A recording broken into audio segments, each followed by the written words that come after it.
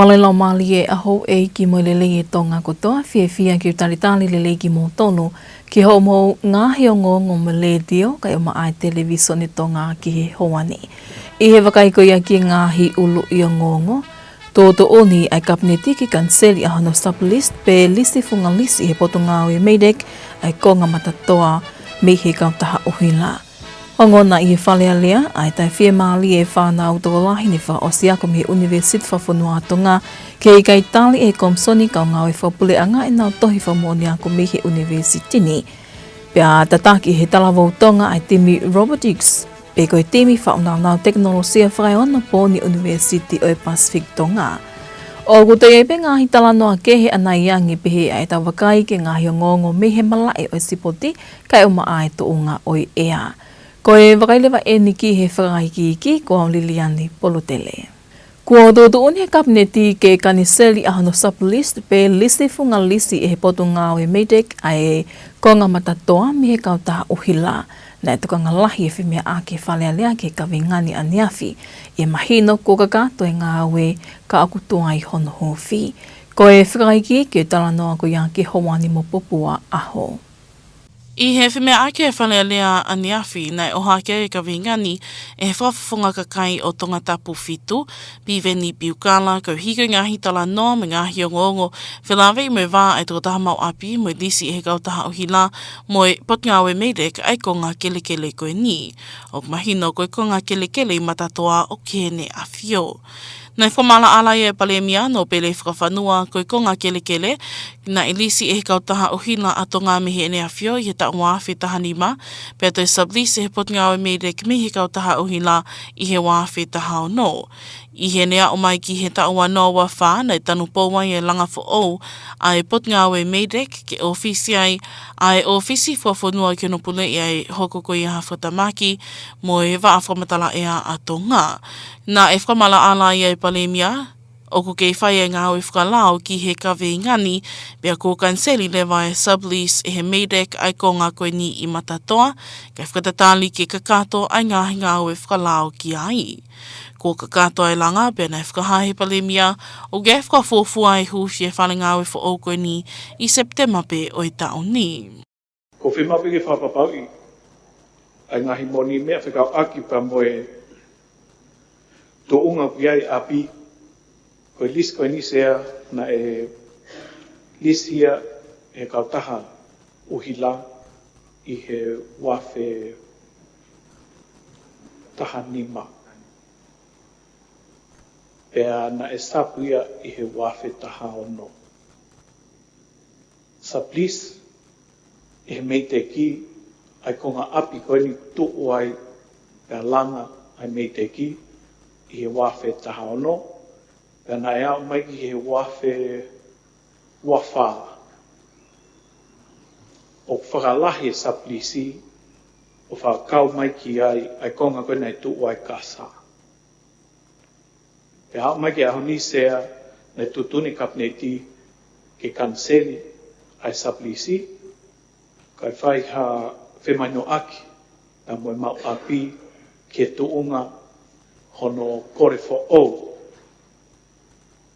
Ke whai ha lisi fo ou i he funga o e mautofi a sea ai konga ko langa ai mei te ki kai oua e hoko atu ai sublease ai mei te ki i he funga o e lisi ai Tongatapu. Ko ngai whatonton koe ni sea ku whai ngau i ki ai ko uhi ke whia maari e whe ai mau api e he whoki ki he tōna ai na ne langa e whare whapure a ngā sea kai hopo atu i ngā ue koe uhi koe wholoa e ose ai ngā ue whare koe toi pēne ke reke whakakato sea. Nā ngona i whimea ake whalealea aniawhi e tai whia maali e whanau toko lahi ko os maawha i longa ako me he University whawhanua ato ngā peti e ni iu ke uhika i kai ke tali e komsoni kau ngā oi whapule a ngai nau tohi whamuoni ako me he University lolo Tonga a e nau tohi tala ngā we koe ka vingani ne oha ke ia e he whawhawhunga kakai o Tongatapu whāmu fitu ki whalealea lolo Tonga e whimea ake aneawhi i whalealea pia o lie mui whakaiki iki. Ko e tokanga ko whakahu atu e nau tohi kore ngā we whakataha mo tohi whakamooni ako me i he university whakawhanua Tonga o ku i kai ke tari eni e komisoni e kau ngā we whakapure a ngā Tonga mga tonga me i he te ki ai ke whakamawhai i pe recognize a ngāhi tohi whakamooni ako koe ni. Ne behe piu ka la, whanatau ki ngāhi i taithe maari e kune mau me he whanau ako i Tongatapu whitu, ko e kore ke Moimoi e kawe ngani wharearea, ko hui ko i kai ke tari a e nau tohi talanga aue, mga tōnga bea mehe i kai ke iai ha whamoni pau ki he komisone kau ngā ue whakapure a ngā, ko whamawhai a e tohi whamoni ako a University whawhanua a Tonga. Whahako mai pe sea me ki kau wako o me i Tongatapu whitu. Me University kone TNU e whahako peke ke minister ako pe he tokua ko e waa kone ai businessi wai whanau na na was graduate ka koe ke tari he PSC ia ai nau matai tohi ko isiu o hake ai he ula was whakamore to tongi ako ka koe kai ke pe he tokua koe ke accreditation ia he TNQAP. Nā te hake e ka vingere tau me whauwhonga ka kai o Tongatapu whā, mā tēni tapu eluelu, i he lahi e launga mo tokanga me he ne ahi whawhare alea, i he wike kua o si, ai tokanga ta tau me he kāinga ahono wāhe ngā. Nā tāri ki he ka vingani e minista ko ka koe sea whokia e poate e ofisi whawhanua hino whamawhai i, pea mo whamooni a ko pe TNQAP, Dr. Moare o Tunuku, nā ne me ai o pehe o ko te ki ai ke iai ha ane mao ki halaunga peheni. Ka wosi whahako pea ngā ue ITNQAB ke siofi e ngāhi tohu i whamoni ako kotoa. O whikawa ki pa mo e kawako koni i he TNU. O te kei ke whaowen ki e motuani po te ke au maha tāna noa ki o ku ofisi o whikawa ki pa mo e isiu koni. Mahako e mea peke whaka mahino i hei kai ke ako i hapolo kalama i he TNU ka rewa kua whakapāsi pe accredit ka mi he TNQAP. Whakapau e whakapāsi mai he accredit he TNQAP hapolo kalama pe a ako i bakone osiko ia o ku ia e totonu ai toko taha ako kene mau e whakailonga o e polokalama ako ko ia. Ka tuika isi uke he ia pe o ku pekohai kune recognize ai qualification ni. Ka koe anga maheni ia ku pau koe accredit e waa poate koe ni.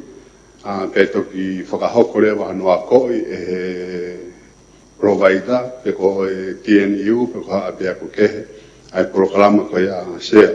I ha whaige ke makehe e ngongoni he konga kimu ai tauni mo pure lahi whao e poate whawhanua ki he whamooni be mo whamawhai o e ako, virimaka whoriaki, nā ne whakahaai ko e panoparema koe ni ne au siveteki pe ia he konga kimu ai tauni. Whakakato ai e ngā ue whakalao ki ai, pe tani he poate whamawhai e ngā hiako tohi whamooni ako ai University whawhanua a Tonga. Neongo ia, nai whai e whetu utaki ki he University whawhanua a Tonga ki he whakamara ala o ka veinga koe ni, kana i kai ke mau ha whainga maari e. E toki tuku atu ai whakamatala koe ia, i hano mau mai a muiange. O ko amanaki ke tataki talawau Tonga ko i he University Pacific Tonga, ko mahoni lai, hakau moto ai timi whaunaunau teknolosia whakaiano pōni pe timi robotics ai University ki e whiahi whakawaha pule anga i Hong Kong i e mahinani.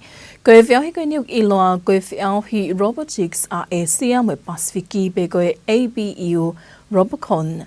Mark Ake mo e whakaiki hiki.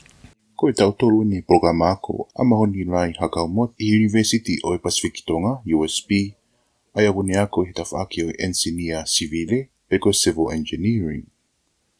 Ko whiri ai a hakau motu ke ne tatake timi robotics, a USB ki he auhi whakawahepoli anga he mahinani, pehi kai ngata pea ni whakafonga e University, ka te nau whakafofonga e Pasifiki whakakatoa.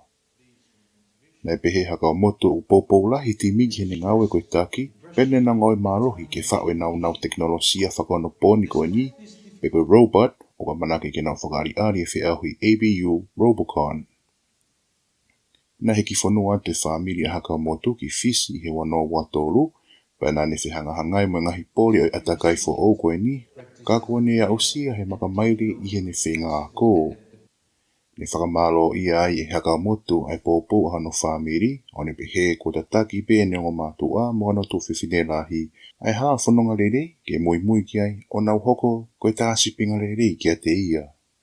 I he ongo tuku atu me university, na e whakahae pole ai api ako IT, engineer, fika moi fisiki a USB, Professor Pepia Sharma, o whiawhia lahi api ako he manaki ke lawa te timi robotics koe ni ki he whiauhi i Hong Kong.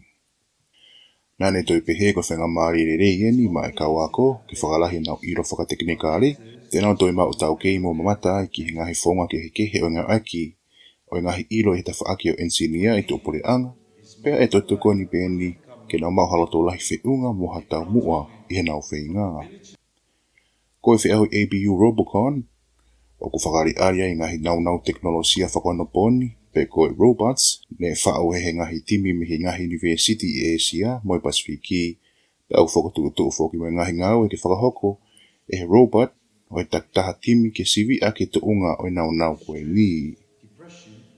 Koe tau mua, ke whakawherio a ke kau ensinia tō tupu, o nau whakaam ke tataki nau whanua i he malaeni, i he sentori wataha, pe te nau toi toko ni pe ki hono whakarakaraka i he teknolosia i he wahenga Asia, moi Pasifiki.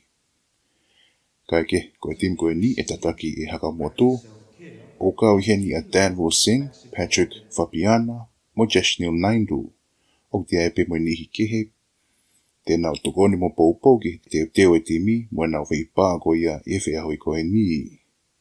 E kamata whiahui ABU Robocon i he aha watoro e mahinani i Hong Kong. Mareti o Tonga, koa o Mark Aki. Pea aku mau inga ke teke ka kai Tonga te whito ki whānau ki he laukonga. Ia mahino ke laukonga e whainga māli le lei ma e whānau pe ka kai ke tāna kei hangahi ilo fo o whakaivia e nau ilo lea me poto i lea whakalahi e nau ilo ke tohi pe ke whakaivia mo whakai ai ki nau tolu ke nau malama whao peha a nau tala noa pe a ki nau tolu mga tuunga me he ilo ku nau mau me ngai tohi ko ia o ku nau lau. Ia ne pehe o ku kei mi he toko tahana ane fotu e lai peli o kolowai ka hoa corporate ai mahu inga ki ngai family mo e tōku i kolo ke oange whainga mālie ki he whānau ke nau lau konga, pia ke lahi a ngai tohi o nau lau ke to koni ki ona whakaivia, whakaloroto pia mohona toi whalahi angi e nau ilo. O ko mātuunga e uki mea corporate, i e mahino koe kuonga e ni kua toi lahi angi i ngai tohi le lei i he lai pili e malawa ki lau konga i whānau.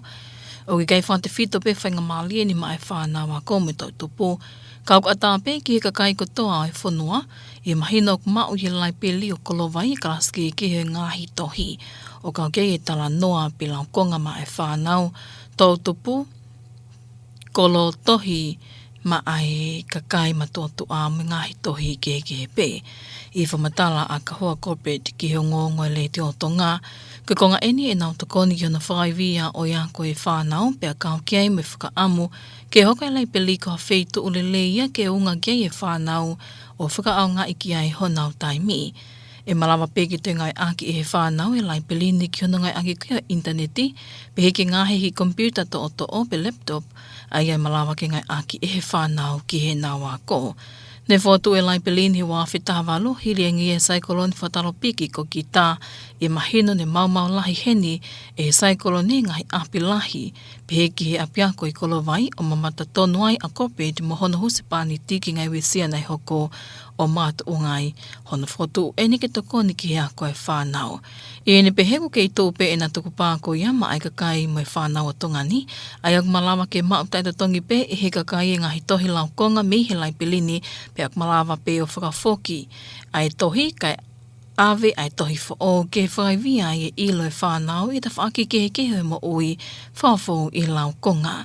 Ke he ko whingai anke lai pelini me kau tahatako ni tāhine kuinina na spau I ona whakete ngahi tohi lau ko ngalahi ke ngai apiako I Tongatapu ni laka ke I he whango whurutupu. Pehe corporate o kunau kei tuku pāpe ke tako nia e kakai e whonua I lau ko ngami he si ki he lalahi. Pe o ka tāpe ai lai peli ke a whea e a taha kune whie mau pe ke whitu taki ki o nau ofisi I whika telefoni whātaha tolo. O neo ngongo whakalota whanua ia me leti o Tonga o loa ki Moimoi, pehe ki television ni Tonga ki Hawani. Ko ngahi o ngongo mihe malai o e sipoti hoko meia o kahili ene mō pia o lie.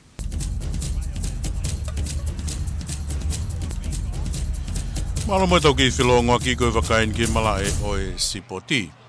Au hoko historia fo o ko tohi e Paula Monta I he whiau he sipoti ko mni weri, ko e whangamari e ia ki whakatoanga I makehe ai hono tareniti pia mohono kaha o he sipotini.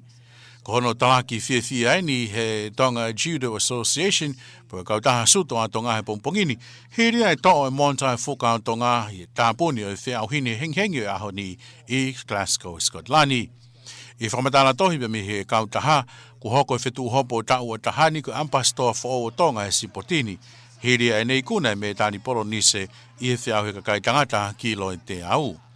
Ne whamalo ia makehe he sinopore e kautaha koe ni, ai whaiako koe a Monta, chosa te ki naulu ofisi, I hono te tāki mai ai whamalo he sino mo te utewa Paula ki he whiau hini I Siapani, whakataha mo whaafonga ofisi, te rauta ta kaiwa.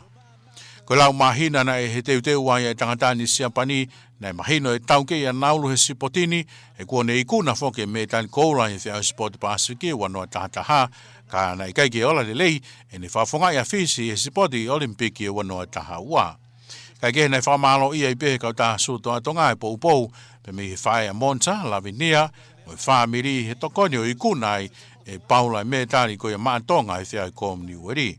Ko whiau I sipoti komni weri hono wa furu mawha e whakahako ia ki intia he wanoa toru noa, ai ko whangamari e toile leia ngai hawhakari ari a Monta I whiau I whawahapure a ngā koe ni, kai pe whoki ki ani I kehe. Ko e malai pe ia sipoti.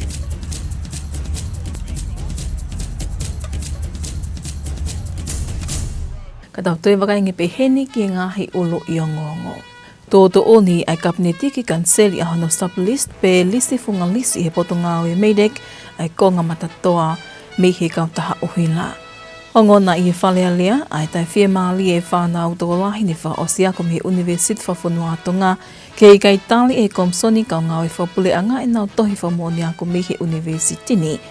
Pea tataki he talawau tonga ai timi robotics pe koe temi whaunau teknolosia whaiona pōni University o Pacific Tonga. Mo e kakata I pea ngahi o ngongo me letio kai uma ai televisioni tonga ki Hawani mo e whakaamo nao taki kotoa atu pea ki he loto whale kotoa. Kai malo e tau kei whiao mai ka mōmea.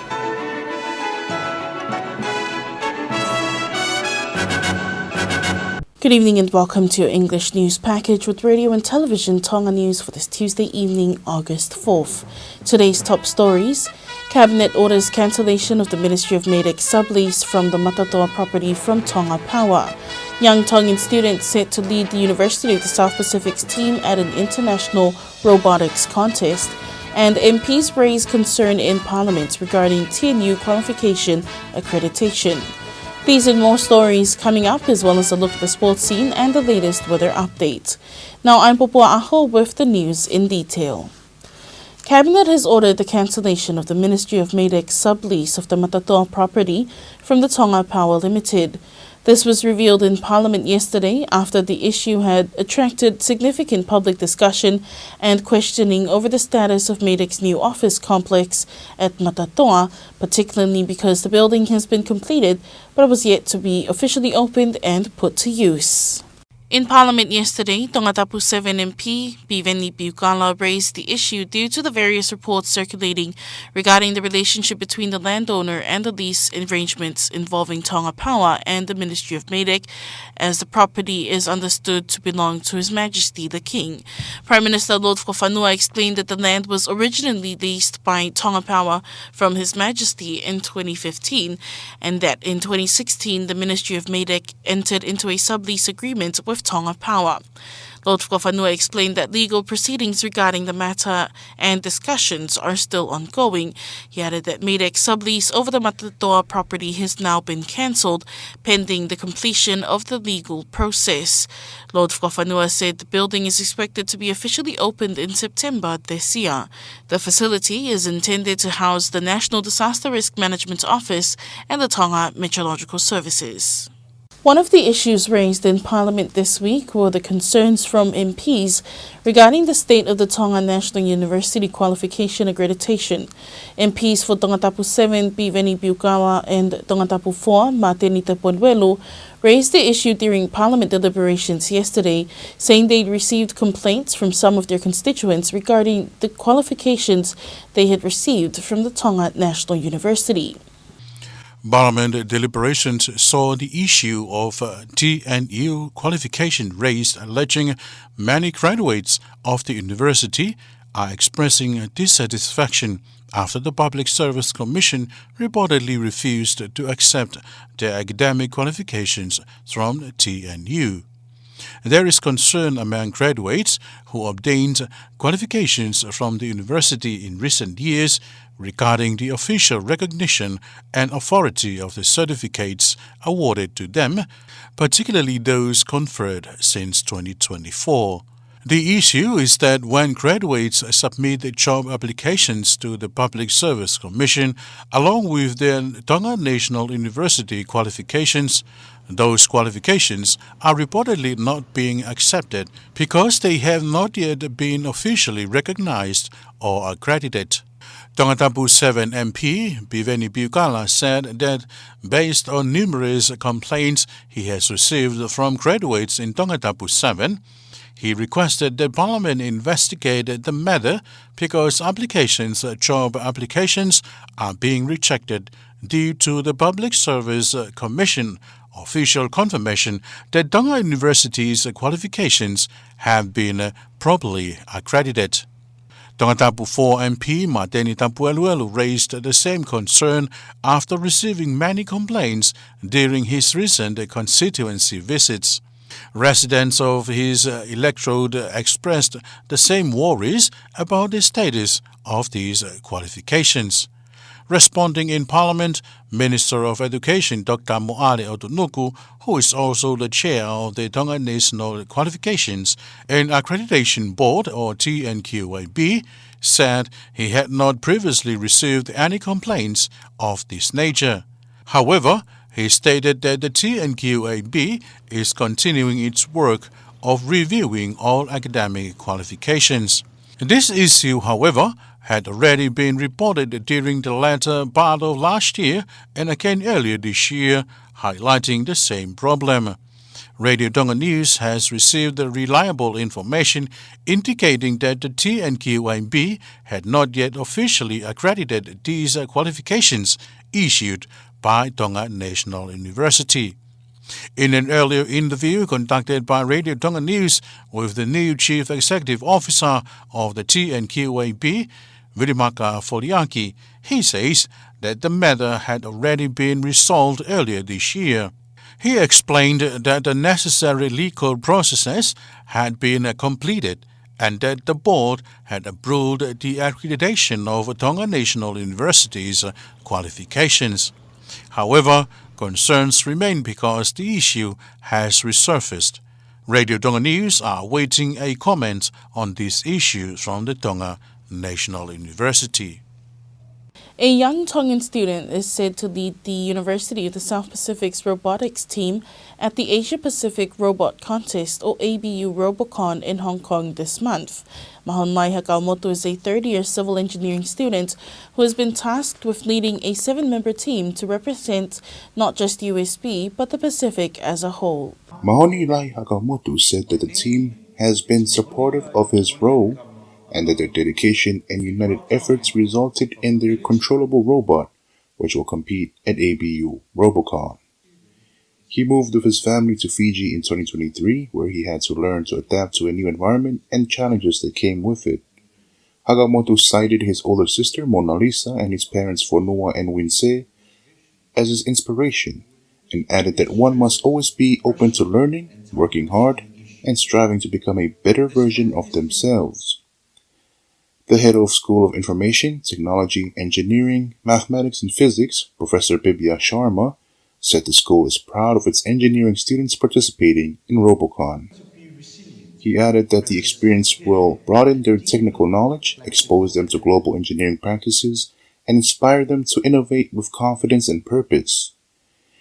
The ABU Robocon competition will see robots built by different university students compete to complete tasks within a set period of time. The aim is to build friendship among young people with similar interests who will lead their countries in the 21st century while helping advance engineering and broadcasting technologies in the region. The official team members representing Fiji and USB at ABU Robocon 2026 are Mohonilai Hakamoto, Danville Singh, Patrick Fapiana, and Jeshnu Naindu. The team is supported by additional pit crew members and student supporters. The ABU Robocon 2026 will be held on the 23rd of August in Hong Kong. This year's theme for the event is Kung Fu Quest. Mark Ake, Radio Tonga News. And reading is an important habit that should be encouraged, especially among children, as it provides an opportunity for people to expose themselves to new ideas, facts, cultures, and perspectives that expand their understanding in every aspect of life, strengthen their speaking and writing. The Golovai Public Library is hoping to give more children even greater access to reading materials as they continue to expand their collection of quality books. The founder of the Golovai Community Public Library, Kahoa Corbett, says the library was a family project aimed at supporting education in Tonga, and she told radio and television news that they hope the library can be a safe and welcoming space where children can spend their time productively. The Golovai Library was established in 2018 following the tropical cyclone Kita. The cyclone caused widespread damage to homes in Golovai and severely affected the school. Witnessing the devastation firsthand, Corbett and her husband were inspired to establish the library as a way of supporting children and families in their education and recovery. Corbett says they remain committed to serving the people of Tonga by providing books free of charge. Members of the public can borrow books at no cost, return them, and exchange them for new books, helping children continue to expand their knowledge across different areas of life through reading. The library has also partnered with the Queen's Charity to distribute books to more than 40 schools across Tongatapu. The Golovai Library is open to anyone wishing to visit, and those seeking more information can contact the library office on 41413. That's your local news for tonight. After this break, sports is up next with Pierre Ollier.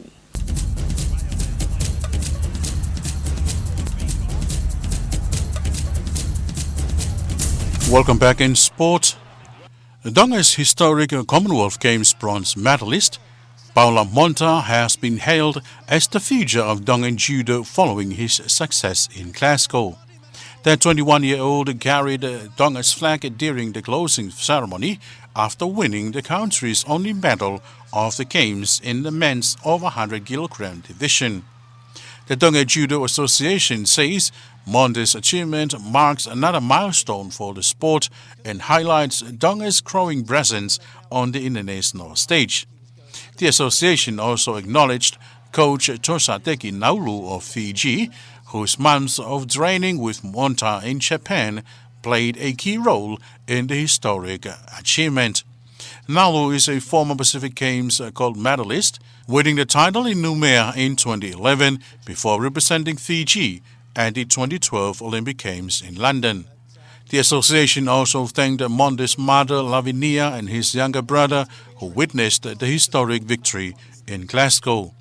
Attention now turns to the next Commonwealth Games, which will be held in India in 2030, where Tonga hopes Monta can once again challenge for a medal.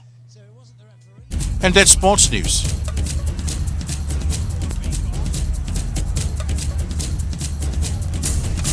That wraps up this hour's news package, but before we part, here's a final look at tonight's top stories.